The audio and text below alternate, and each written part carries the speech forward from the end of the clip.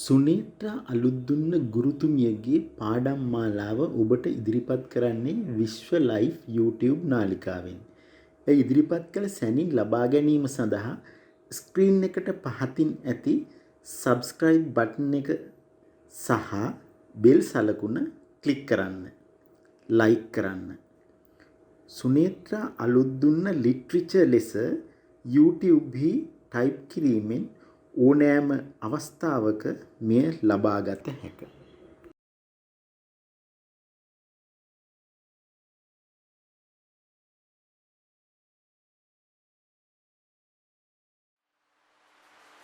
Good morning, dear children. Let me welcome you all for another new literature session conducted by me.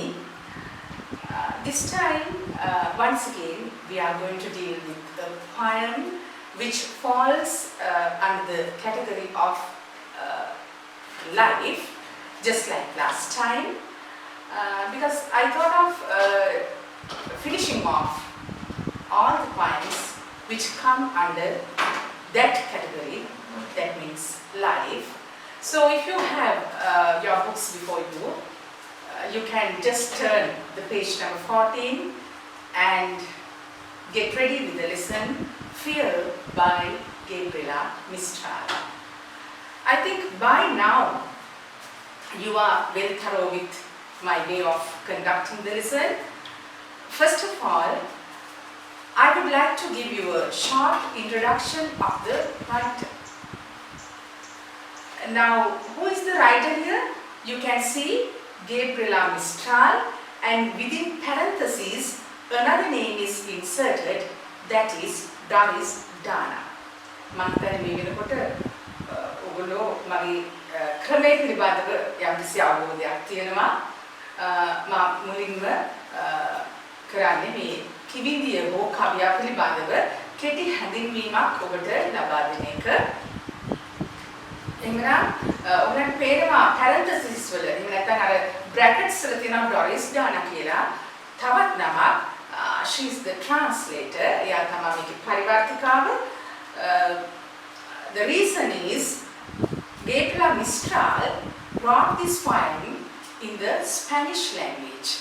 ඒකට හේතුව තමයි Gabriela Mistral මේක original කියන්නේ මුලින්ම ලියලා තියෙන්නේ ස්පාඤ්ඤ භාෂාවෙන්. ඒ නිසා ඒක ඉංග්‍රීසි භාෂාවට පරිවර්තනය කරේ Doris Dana විසින්. So if I'm going to tell you something about, give you some information about Gabriela Mistral, actually Gabriela Mistral is her pseudonym or pen name. අන්වර්තනාමය. නැත්නම් ඇය ලියන විට පාවිච්චි කරේ Gabriela Mistral කියලා. Her real name was Lucila Godoy Alcayaga. Lucila Godoy Alcayaga. That is her real name. But poets and writers, for several reasons, they use a pen name or they write under pseudonym. That is mainly due to they want to remain unidentified or they don't want to divulge their identity. ප්‍රධාන වශයෙන්ම දැන් සමහර වහනවා මගෙන් ඇයි මේ ඇත්ත නම තියෙද්දි වෙනත් නමක් භාවිත කරන්නේ කියලා. ඒකට විවිධ හේතුන් තියෙනවා. ගොඩාක් වෙලාවට හේතු වෙන්නේ සමහර කැමති නැහැ තමුන්ගේ අනන්‍යතාවය පෙන්වන්න. Maybe due to their bitter past or maybe due to political reasons, දේශපාලන හේතු වෙන්න පුළුවන්. අතීතය මේ ගැන කතා කරන්නේ නැති වෙන කියන්නේ අතීතය පිළිබඳව අනාවරණය වීමක් සිදු නොවෙන්න පුළුවන්. And there are some poets who are not fame craving. අර ප්‍රසිද්ධිය බලාපොරොත්තු වෙන්නේ නැති කවියෝ තියෙනවා who want to remain very passive and unrecognized. බොහොම නිහඬව කාගේවත් අවධානයට යොමු වෙන්නේ නැතුව ඉන්නට කැමති කොටසකුත් තියෙනවා. මෙන්න මේ වගේ හේතුකින්ද තමයි ළමයි අපි pen name එකක් use කරන්නේ බොහෝ වෙලාවට. So this Gabriela Mistral is a very outstanding, remarkable poetess for several reasons. मैं सुविशेषी चारित्र्य. The first thing is she has won many literary credentials to her credit. She was a Chilean poetess and she was the first Latin American to win the Nobel Prize for Literature. ඇය තමයි ප්‍රථම Latin ඇමරිකානුවා මේ Nobel සාහිත්‍ය සඳහා Nobel තෑග්ග ලබා ගත්තා. And her role is multifaceted. එයාගේ චරිතය ගතොත් බහුවාංශිකයි. විවිධ තලවල සමත්කම් පෙන්නපු කිවිදයක් තමයි Gabriela Mistral කියන්නේ. She had been a humanist, she had been a diplomat, she had been an educator and also feminist. මම කිව්වොත් මේ humanist කියන්නේ මානවවාදය පිළිබඳව ඒ කියන්නේ මිනිස්සුන්ගේ යහපත් දේවල් පිළිබඳව හදාරපු කෙනෙක්. ඒ වගේම educator කෙනෙක් කියන්නේ දැනුම ලබා දෙන්නියක් වුණා. ඒ විතරක් නෙමෙයි ස්ත්‍රීන් සමතත්වෙලා සමාන ස්ත්‍රීන්ට සමානව සලකන්න ඕනේ කියන ඒ මතවාදයේ පිහිටපු කෙනෙක්. ඒ වගේ විවිධ බහුභාෂික චරිතයක් විදිහට අපිට Gabriela Mistral හඳුනා ගන්නට පුළුවන්. I think this much of information is enough about her because you are not going to write the date of her birth and when she died. All those things are not that much necessary. So then I think we can switch on to the lesson fear. So how do you feel when you read this title?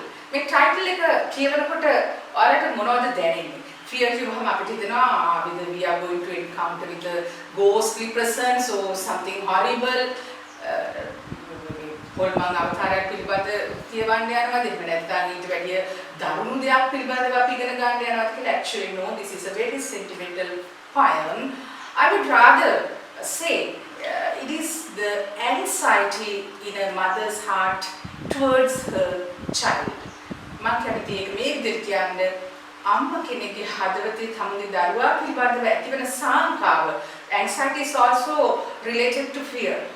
මේ සාංකාව කියන එකත් මේ බය කියන දෙයටම සම්බන්ධ වෙච්ච දෙයක්. මම කැමති අන්න ඒ විදිහට මේක හඳුන්වලා දෙන්න. මොකද්ද මේ බය මේ අම්මගේ හිතේ තියෙන ඇගේ දරුවාගේ අනාගතය මොන වගේ වෙයිද කියන එක පිළිබඳව ඇතිවෙන බය. ඒක every mother has that anxiety or every mother has that fear. Now let's see how Gabriela Mistral conveys her anxiety towards her child, because I have often come across when I go through her poems, most of her poems are based on childhood and maternity. ගොඩක් එයා poems ලියලා තියෙනවා මේ ළමා කාලය පිළිබඳව සහ මාතෘත්වය පිළිබඳව. අපි බලමු එහෙනම් කොහොමද මේ poem එක ආරම්භ කරන්නේ කියලා. Yes, this poem starts like this. මේ කවිය ආරම්භ වෙන්නේ මෙහිමයි. I don't want them to turn my girl into a swallow. Sometimes you may think that whether it's going to be a fairy tale, ඒක මේ සුරංගනා කතාවක් වෙන්න යනවාද කියලා ඔයගොල්ලෝ හිතනවා ඇති. මොකද මෙතන කියනවා මම කැමති නෑ ඕන් මට ඕනේ නැහැ ඕන් මගේ දියණිය ලිහිණියෙක් කරනවට. swallow කියන්නේ ලිහිණියෙක්. So she has used the metaphorical language. අර උපමාලංකාර සහිත භාෂාව යොදාගෙන තියෙන හින්දා තමයි මේ ලිහිණියෙක් කරන්න යනවා කියලා කියන්නේ. අපි දැන් ඒක we have to get explained it. ඒක අපි පැහැදිලි කරගන්න ඕනේ. ඔව්. How I don't මෙතන I කියන්නේ she starts the poem in the first person I corner. උත්තම පුරුෂ කෝණයෙන් තමයි කවිය ආරම්භ කරන්නේ. එතකොට එහෙමනම් මෙතන I කියන්නේ protagonist or the mother or the writer, poet, she's the I here. එයා තමයි මෙතන I කියලා කියන්නේ. ඊළඟට කියනවා I don't want them to turn my girl into a swallow. කවුද මේ them කියලා කියන්නේ? You have to have a clear idea about this them. මේ them කියන කට්ටිය පිළිබඳව ඔබට අවබෝධයක් තියෙන්න ඕනේ. දැන් සාමාන්‍යයෙන් අපි දරුවෙක් හදලා වඩනකොට ඒ දරුවා she is influenced by various external forces other than her parents or his parents. නේද? අපි ළමෙක් හදනකොට අම්මා තාත්තා එනකොට තවත් තියෙන බාහිර බලවේග මෙයාගේ ජීවිතයට බලපෑම් එල්ල කරන. අන්න ඒ අය තමයි මෙතන මේ දෙම් කියන්නේ. කවුද එහෙනම් මේ දෙම් කියන කුලත්‍රයට ඇතුල් කරන්න පුළුවන්? Who are in this them? First comes the teachers. ඉස්සලාම ගුරුවරු. ගුරුවරු they also set aims for children. ළමයිට ඒගොල්ලෝ මොනවාද? අරමුණු ඉලක්ක ලබා දෙනවා.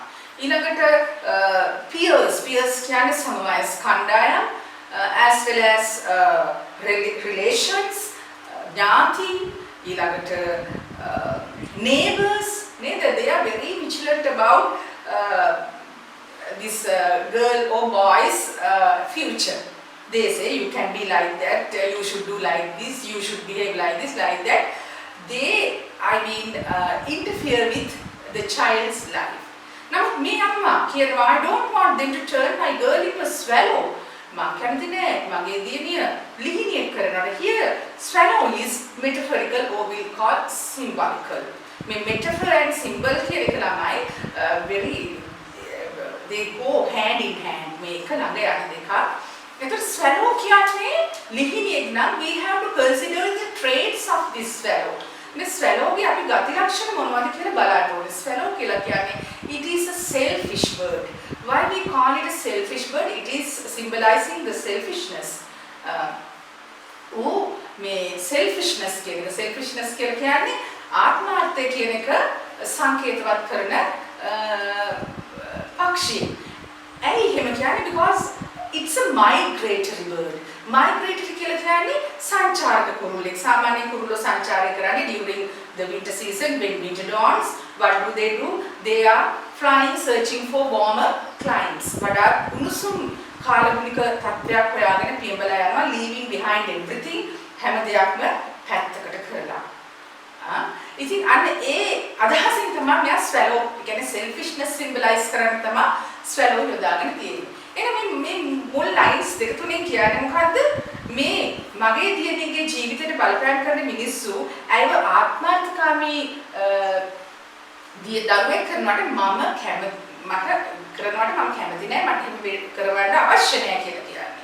So you will understand this mother is a total difference from the contemporary mother. මේ සමකාලීන මේ අපි දකින අපි ජීවත් වෙන සමාජය තුල ඉන්න අම්මට වැඩිය ගොඩාක් වෙනස් අම්මා කෙනෙක් තමයි ඕගලන්ට මේ fear කියන කවිය තුලින් දකින්නට ලැබෙන්නේ. ඊළඟට next she presents the consequences or the repercussions of selfishness. ඊළඟට ඇය මේ ආත්මාර්ථයේ තියෙන ප්‍රතිවිපාක ආත්මාර්ථකාමීනොත් මොකද වෙන්නේ මේ සම්බන්ධයට මේ mother and daughter's bond or relationship. It's a blood relationship. ඒක මේ ලේබන්ධනයක්. එතකොට මේකට මොකක්ද වෙන්නේ කියන එක ඇය ඉතිරි පේලි කතා කියනවා. She would fly far away to the sky. Just like that migratory bird. අර සංචාරක කුරුල්ලා වගේ මෙයාත් යන්නේ යයි ඈතට. මෙතන sky එකට යනවා කියලා කියන්නේ she will go in search of her freedom, leaving everything behind. Here sky also the symbol of freedom. අහස කියලා කියන්නේ අනන්තයක් පිටින් අහස කියන්නේ අපි බොහෝ විට නිදහසට සම්බන්ධ නිදහසට මේ උපමා කරනවා. නැත්නම් නිදහස කියලා සංකේතවත් කරනවා. මේ ඇයිගේ නිදහස හොයාගෙන යන්නේ? And never fly again to my straw bed. එහෙම නිදහස හොයාගෙන ගිය දරුවෙක් නැවත වතාවක් අර අම්මා ළඟට එන එක අඩමානයි, සැක සහිතයි. අනිත් එක මෙතන කියනවා මේ straw bed what does it symbolize? straw bed කියන එක මොකක්ද සංකේතවත් කරන්නේ? straw bed කියන එකෙන් සංකේතවත් වෙන්නේ දාරිද්‍රතාවය. දැන් අම්මා දිලිඳුයි. straw bed කියන්නේ ළමයි පිදුරු පුලිච්ච because this mother doesn't have a bed. So she has made a bed out of straw. මේ පිදුරු වලින් මෙට්ටයක් හදාගෙන ඕක තමයි මේ අම්මයි දුවයි නිදාගන්නේ. ඉතින් ඒ විදිහට නිදහස හොයාගෙන ඈතට යන දරුවෙක් when she enjoys luxury එයා සුඛෝපභෝගයන් අත්විඳින්න පටන් ගත්තාම it is doubtful, skeptical whether she will come back. නැවත වතාවක් එයිද කියන එක පිළිබඳව මේ අමට සැකයක් තියෙනවා. ඊට පස්සේ or she would nest in the eaves. එහෙම නැත්නම් ආවත් එයා eaves පියස්සේ වහලේ අර තියෙන්නේ මේ ඉස්සරහට දික් වෙච්ච elongated part ඒ කොටසේ කූඩුව හදාගයි. එතකොට අම්මා පොළවේ ඉන්නේ දුව ඉහළ ඉන්නේ. That shows their gap and that shows the qualities of this daughter also. මේ දියණියගේ ගතිගුණත් පෙන්නනවා. She is not down to earth then. She will not be a down to earth person. මේ පොළවේ පය ගහලා ඉන්න කෙනෙක් වෙන්නේ නැහැ යා එතකොට. Where I could not comb her hair. ඊට පස්සේ කියනවා එතකොට මට ඇගේ මේ හිස පීරන්න බැරි. මොකද්ද ළමයි එකෙන් කියන්නේ? Because this mother and child bond is a very very strong bond and child learns to love through mother's warmth and physical touch. මේ දරුවා ආදරයෙන් ඉගෙන ගන්න අම්මගේ උණුසුමෙන් සහ අම්මගේ ආදරණීය ස්පර්ශයෙන්. And mother through motherly actions දුවගේ හිස පීරනවා ලස්සනට දුව ලස්සන කරනවා ඉඹිනවා. එතකොට තමයි දරුවා මේ ආදරය කියන එක අඳුනගන්නේ. But contemporary mother is not like that, we know. නමුත් මේ සමවයස්ක සමකාලීන සමාජයේ ඉන්න මව ඒ වගේ නෙමෙයි. As soon as the baby is born she is put into a cot. එයාව cot එකට දාලා and she is very very figure conscious and she does not want to feed the child.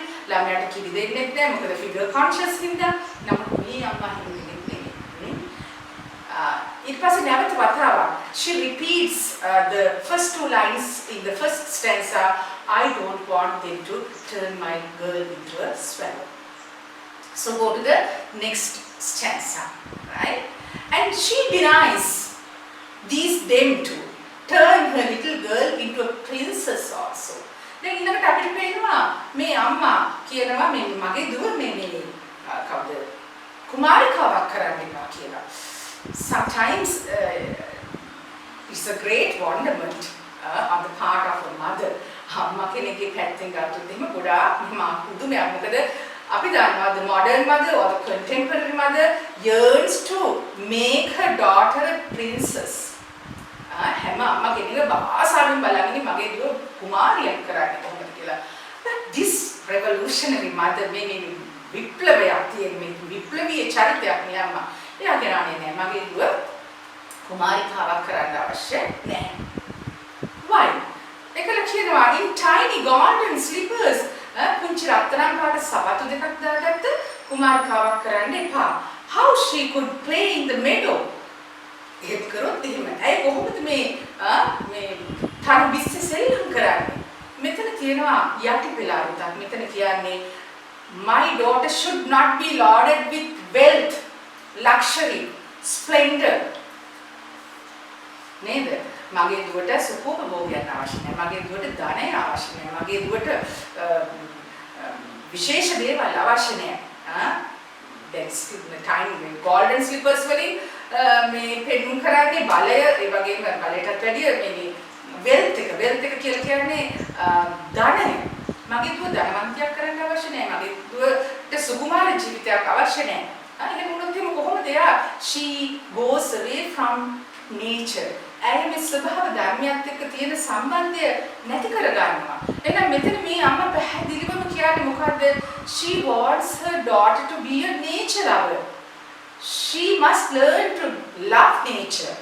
ඇත්තටම ළමයි විය යුත්තේ ඒකනේ. නමුත් දැන් සමහරට මම ළමයිගේ ළමයිගෙන් අහනකොට ළමයි ඕගොල්ලෝ මේ ස්වභාව ධර්මයත් එක්ක මොනතරම් ගනුදෙනුවකට ගිහින් තියෙනවද? ඔයාලා මේ ඉරහඳ තාරකාවල තියෙන ලස්සන දකින්නවද? අනේ මැඩම් වෙලානේ පාඩම් කරන්න තියෙනවා කියලා කියනවා. So how can we expect a nature lover from such children? ඒ වගේ ළමයිගෙන් අපිට nature lover කෙනෙක් බලාපොරොත්තු වෙන්න බෑ. ස්වභාව ධර්මයට ආදරය කරන තාක්කල් තමයි ස්වභාව ධර්මයේ වටිනාකම අඳුනගන්නේ. ස්වභාව ධර්මයේ වටිනාකම අඳුරගත්ත තාක්කල් තමයි අපිව රැකෙන්නේ. දැන් මේ අම්මා දෙන්නේ අන්න ඒ වගේ spiritual aspect එක. ආධ්‍යාත්මික පැත්ත තමයි මේ දරුවට දෙන්න හදන්නේ. Not these worldly things. Worldly things means මේ ලෞකික භෞතික දේවල් ගොඩ ගහලා වැඩක් නැහැ. ඇයි දෙන්නේ? ඇයි කරන්නේ මේ spiritual progress. ආධ්‍යාත්මික සංවර්ධනය ඇති කරන එක. Right. ඊළඟට ඒකම කියනවා and when night time came no longer would she sleep at my side. ඒක තමයි මම කිව්වේ දැන් අම්මා කෙනෙක් වුණාම ඒ දරුවට අම්මගේ උණුසුම දෙන්න ඕනේ. I can still remember the warmth of my mother. I enjoyed it a lot as a child. මම දරුවෙකුගේ ඒ උණුසුම ගොඩක් විඳපු කෙනෙක්. ඒක දැනෙන්න ඕනේ දරුවට. එතකොට තමයි you can can produce a humanitarian character. මානව හිතවාදී චරිතයක් ගොඩනගා ගන්න පුළුවන් වෙන්නේ එතකොට. ඊළඟට කියනවා in the last stanza, even less I want them to make my daughter a queen කියලා.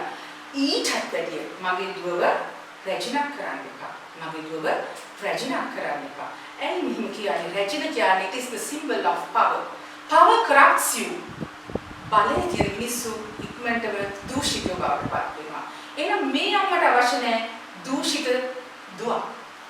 ඇයට අවශ්‍ය very very humanitarian child.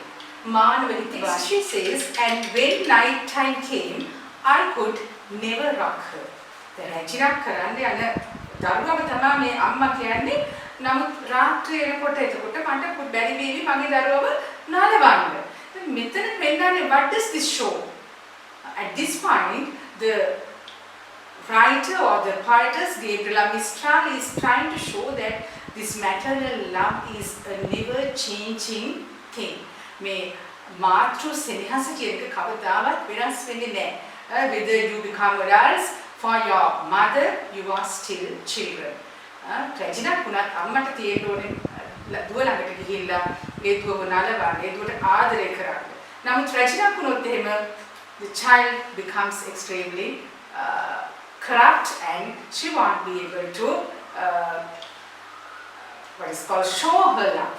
Again, ඒ මාතෘ සෙනෙහස පෙන්වන්න හම්බුනේ නැහැ. මෙන්න මේ විදිහට තමයි Gabriela Mistral කියන්නේ. ඊට පස්සේ මේ කවිය අවසන් වෙනවා once again with that repetition, I don't want them to make my little girl a queen කියලා.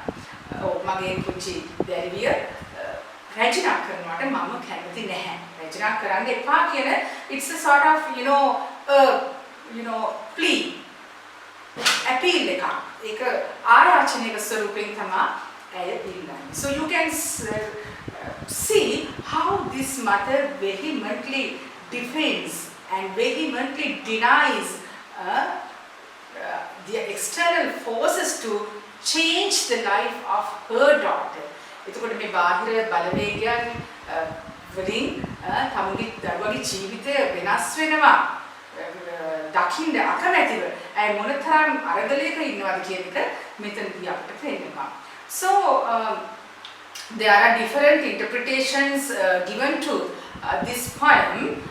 Out of those interpretations, some have interpreted this like this. I mean, the poem like this. සමහර මේක අර්ථකථනයක් දීලා තියෙනවා මෙන්න මේ ආකාරයට this mother is a very selfish mother. She doesn't want to see the progress, but I'm not having that opinion. මම ඒ opinion එකේ ඉන්නේ නැහැ. I am of the view that this mother focuses her attention on the spiritual progress of the child, not the worldly progress. භෞතික නැත්නම් ලෞකික දියුණුවට වඩා අධ්‍යාත්මික දියුණුව පිළිබඳව තමයි මේ අම්මා worry වෙන්නේ. ඒක තමයි විය යුත්තේ. If you are rising far, if you are achieving great heights, if you don't have humanity, if you don't know how to love environment, your nature, if you forget your roots, අර අක්මුල් අමතක කරනවා නම් මම හිතන්නේ ඒ වගේ චරිත වලින් සමාජයට වෙන යහපතට වැඩිය හානිය වැඩි. So I think you could understand the poem as a whole. Right now we are going to talk about the literary techniques. We are going to discuss the literary techniques, some of the literary techniques used by Gabriela Mistral, and you can explore more. Now by now you know how to explore themes and even literary devices, right? So I'll just talk about the major techniques used by Gabriela Mistral. You can see repetitions. Repetitions කියන්නේ පුනරුක්තිය. එකම දේ නැවත නැවත කීම. You can see at the beginning of each stanza and the end of each stanza. හැම stanza එකේම මුල සහ අග two lines are repeated. I don't want them to turn my girl into a little swallow. ඒ විදිහට පුනරාවර්තනය වෙනවා නැත්නම් කියනවා. ඒකට හේතුව තමයි she wants to emphasize. අපි සාමාන්‍යයෙන් නැවත නැවත දෙයක් කියන්නේ අවධාරණය පිණිස. මේක නිකන් her denial ඇගේ ප්‍රතික්ෂේපණය තමයි එතන පෙන්නුම් කරන්නේ මේ සමාජ බලවේග වලට මගේ දරුවට පාඩුවේ ඉන්න දෙන්න මගේ දරුවා වෙනස් කරන්න හදන්න එපා කියන කරුණ තමයි එතන අවධාරණය කරන්නේ. ඊළඟට you can see this is structured in stanza form. මේ poem එක ව්‍යුහය බලපුවා මේක stanza form එකකින් තමයි දීවිලා තියෙන්නේ. ඒ වගේම මෙතන I කියලා පටන් ගන්නෙ I කියලා පටන් ගන්නකොට that is first person narration. ඒක උත්තම පුරුෂ කෝණයෙන් තමයි මේ කවිය ලියවෙන්නේ. ඒ වගේම metaphors and symbols රූපක සහ සංකේත භාවිතයක් කරනවා. ඒ විතරක් නෙමෙයි visual imagery දෘශ්‍ය සංවේදී රූප අපිට නිරන්තරයෙන් ලැබෙනවා as we are going through the poem. මේ කවිය කියවගෙන යනකොට අපිට දෘශ්‍ය සංවේදී රූප ලැබීම සිද්ධ වෙනවා. That means she has been very successful in composing the literary piece. මේ සාහිත්‍ය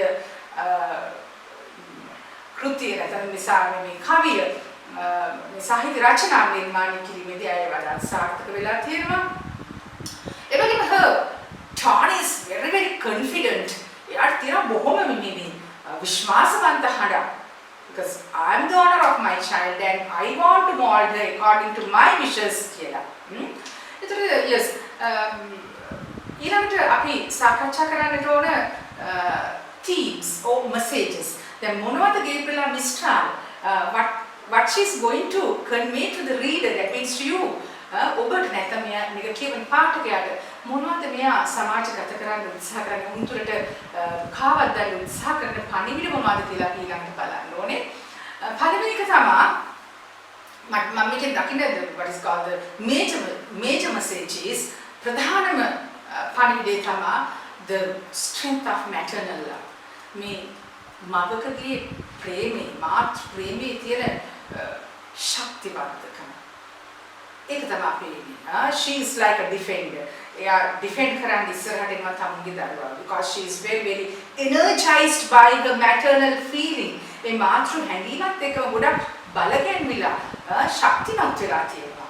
ඒක තමයි මෙතන තියෙන පළවෙනිම මේජර් theme එක විදිහට මට හැඟෙන්නේ. And also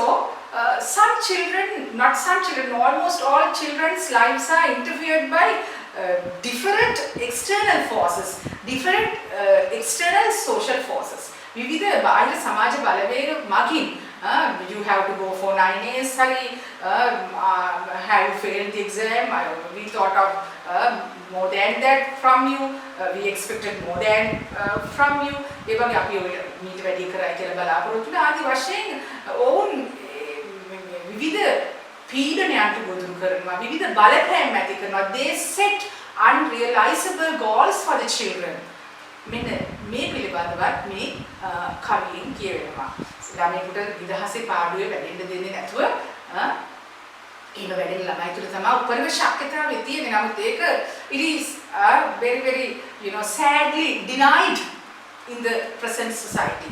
මේ වර්තමාන සමාජයේ ඒක හරිම කනගාටුදායක තත්ත්වයක්. ඒක ළමයින්ට නිදහස නැහැ. අනිත් එක තමයි yes the importance of a mother's role. Then මාතෘ භූමිකාව තුළ තියෙන වැදගත්කම. First, mother has to understand the nature of her child and she has to defend. එයාට සිද්ධ වෙනවා මේ දරුවව රැක ගන්න. එතකොට මෙන්න මේ අම්මා ඒකට හොඳම උදාහරණය. And she has the right to choose what is needed for the child, not anyone else. නේද? තමුන්ගේ දරුවා යායුත්තේ කොයි ආකාරයකටද මෙයා සංවර්ධනය විත්තේ කියන ඒ ආකල්පය හැම මවක් තුළම මේක උගත්කමක් අවශ්‍ය නැහැ. අපේ ගමේ අම්මලාට පුදුම ඥානයක් තියෙනවා තමුන්ගේ දරුවෝ මෙහෙවන්න through these spiritual tracks මේ ආධ්‍යාත්මික මාර්ග ඔස්සේ. දරුවා හරිම humanitarian character එකක් කරන්නේ ඒගොල්ලන්ට ලොකු ඥානයක් තියෙනවා. more than this urban mother. මේ නාගරික අම්මට නැති ඥානයක් මේ ගැමි මවට තියෙනවා. Right. Next one, how selfishness, how qualities like selfishness, luxury and power keep people away from very precious human bonds. Then ආත්මාර්ථකාමීකම, සුඛෝපභෝගයන්, බලය වගේ දේවල් ඉතාමත්ම වටිනා මානව බැඳීම් පසෙකට ලාන්නේ ඈතට දාන්නේ කොහොමද කියන එක මෙතනින් පෙන්වන්න කරනවා. So I think you have been able to understand, though it is not 100%, at least 90% of the lesson, and hope to meet you once again from another lesson. Thank you very much for joining me. Goodbye and have a